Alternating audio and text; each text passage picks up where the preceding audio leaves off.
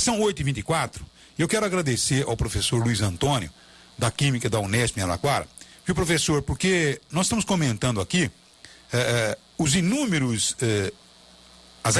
manifestações de internautas através do Sim News eletrônico, de pessoas que estão curiosas e não têm informação nem em rádio, nem televisão, nem internet sobre o que poderia acontecer se realmente houvesse a explosão dessa usina atômica no Japão.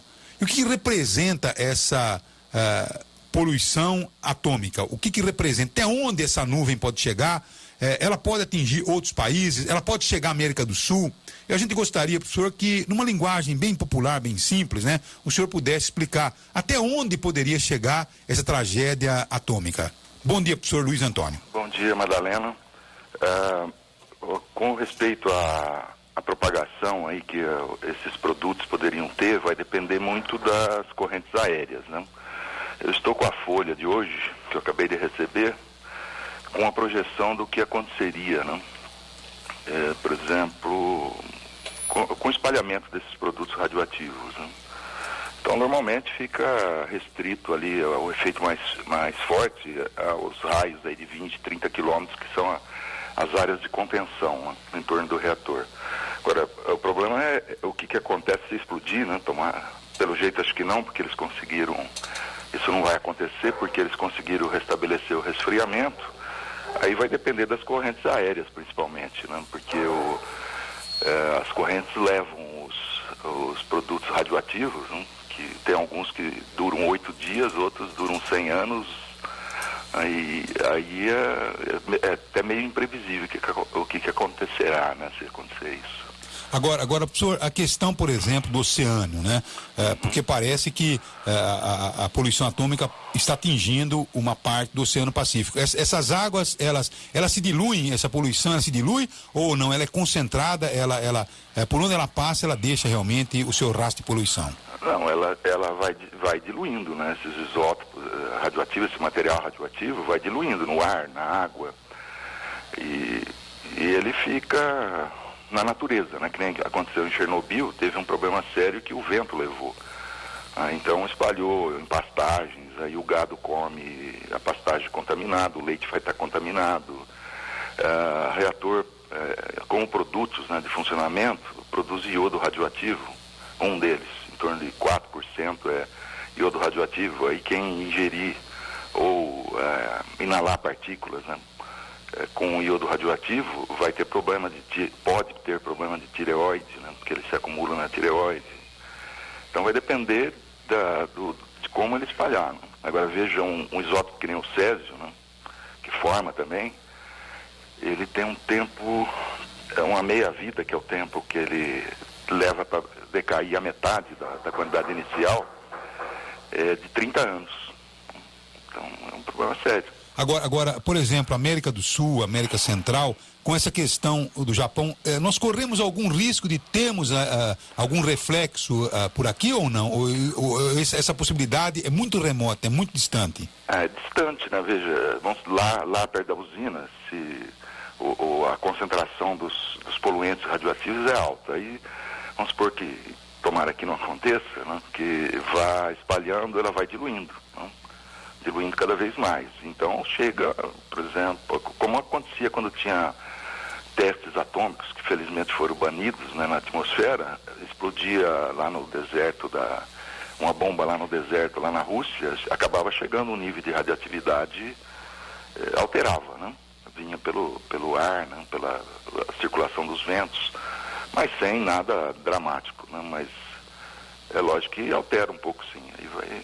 Tá certo. Agora parece que os organismos internacionais estão preocupados porque não estariam recebendo informações verdadeiras sobre a situação da usina no Japão. Agora, se acontecesse uma explosão total dessa usina, essa poluição poderia atingir o quê?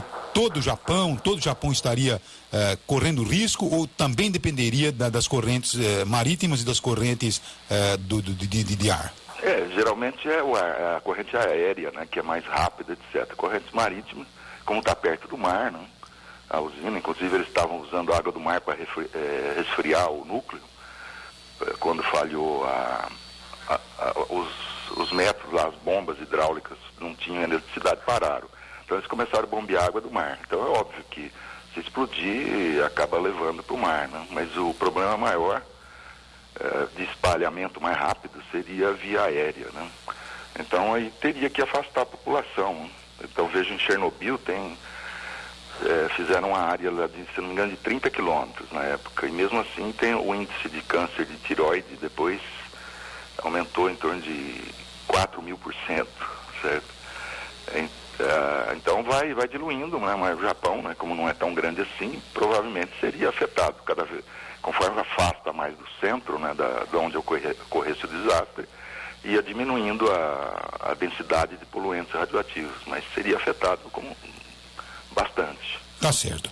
Então eu agradeço, viu, professor. Você teria alguma pergunta, Luiz Antônio, nosso Luiz Antônio aqui, a Nancy, ao professor Luiz Antônio? Eu acho que ele esclareceu essa questão de que o centro, né, mais preocupante talvez seja esse raio de 20 ou 30 quilômetros ali em torno, né? E no nosso caso aqui a distância, acho que está esclarecido que o respingo, digamos assim, é mínimo, né? É porque de repente a coisa começa a doer, né?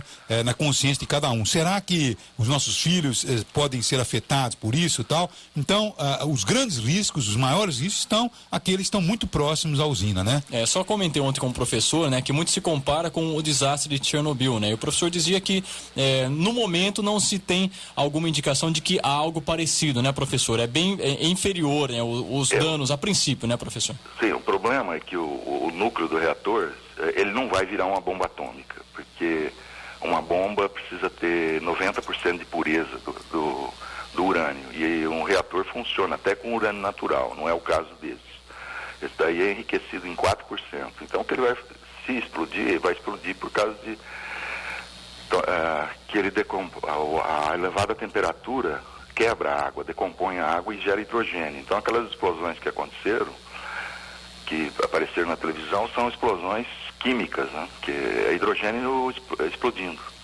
Só que se liberar o miolo do reator, então imagine aquilo ser jogado na atmosfera, né?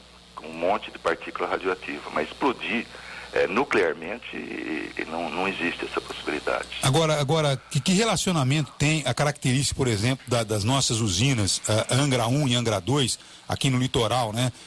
Na divisa do estado de São Paulo com o Rio de Janeiro, né?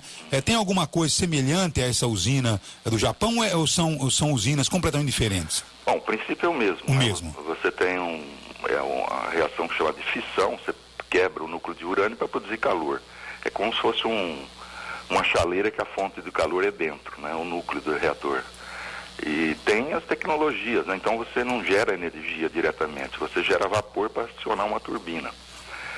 Então tem várias tecnologias. Essa do Japão que eles chamam BWR, reator de água fervente. Então a água que está dentro, refrigerando, né,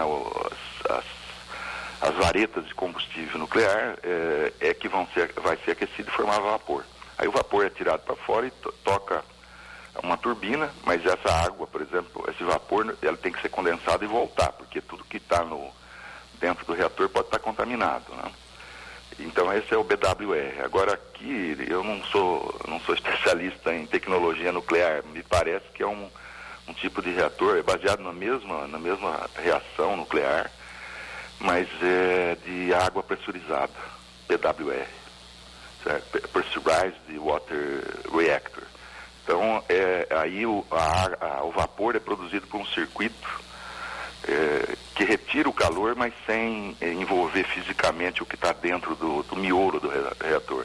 Então, em princípio, é mais protegido, mas de qualquer modo, todos precisam do resfriamento das varetas, né? Porque ontem, né, o nosso ministro das Minas e Energia, o Mercadante, né? Sim. Já estava discutindo essa questão e querendo, logicamente, discutir como é que nós estamos preparados para se não temos o problema de uma tsunami, porque uma tsunami não atingiria a nossa usina atômica, né? Não. Mas enfim, é sempre muito bom a gente discutir, porque nós estamos com as nossas usinas atômicas entre São Paulo e Rio de Janeiro, quer dizer, as nossas duas maiores cidades, né? Tem uma questão que tem que ser analisada. O senhor teria mais alguma coisa que o senhor consideraria? Porque é uma linguagem simples, tal, né? Mas tentando ser mais acessível, né? Porque a linguagem é muito difícil, né? Muito técnica, né? Infelizmente Mas eu acho que é muito bom, porque o povo brasileiro, as pessoas mais simples, aquelas que assistem as novelas, ouvem os programas de rádio, perguntam, será que pode acontecer alguma coisa para cá? Será que meus filhos estão correndo risco ou não? Todo mundo faz essa pergunta. Essa nuvem, ela pode vir viajando chegar aqui ou não? Tá certo? Então, vai depender dos ventos, porque o pessoal diz depende dos ventos. Então, o professor já esclareceu que não, que isso tudo vai diluindo, né? Vai diluindo. Pode ter veja, se nós pegarmos a década de 1950, 1960, fazia-se teste de explosão nuclear, né? Que aí é muito mais, a quantidade de energia desprendida, o volume de poluentes era muito maior na atmosfera. Depois eles foram banidos, felizmente, né?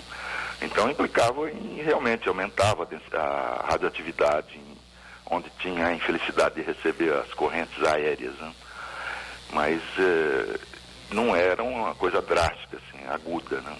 O problema é que com o tempo tem, como eu disse, essas substâncias que formam, tem umas que duram milhões de anos, não? As mais radioativas duram 30, 100 anos, não? Então imagine, é nível baixo, mas vai caindo, né? Vai depositando, elas não desaparecem, elas vão se transformando em outros elementos menos radioativos, mas fica aí 30 anos, 100 anos, né? Então se for acumulando, aí teria problema.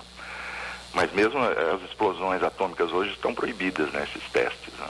Como era feito nos desertos, né? Isso. Então agora realmente o mundo acordou para isso e reduziu essas experiências. Então, aí era um nível realmente muito mais alto de radioatividade. E mesmo assim não aconteceu nada dramático. É lógico que, por exemplo, teve casos lá que nem nos Estados Unidos, quando fizeram aqueles testes iniciais das primeiras bombas atômicas, que tinham cidades próximas do deserto de Nevada, e a população não sabia o que estava acontecendo, né? Porque era segredo de guerra. Aí os testes implicaram em distâncias que nem Los Angeles, né? Que era em aumento de casos de câncer que na época ficou escondido, né? Tá certo. Agradece, agradece professor Luiz Antônio. Portanto, eu acho que tentativa de uma linguagem mais simples para saber exatamente o que pode acontecer com essa tragédia japonesa. Eu acho que está bem explicado, né? Ufa, ainda está bem explicado. Tá certo. Agradecemos ao professor Luiz Antônio e vamos tocando em frente. Agora, a realidade, né, Nancy, Luiz Antônio, o nosso Luiz Antônio aqui, é que talvez a ciência precise desenvolver alguma coisa que não esteja atrelado aí a essa energia atômica, né?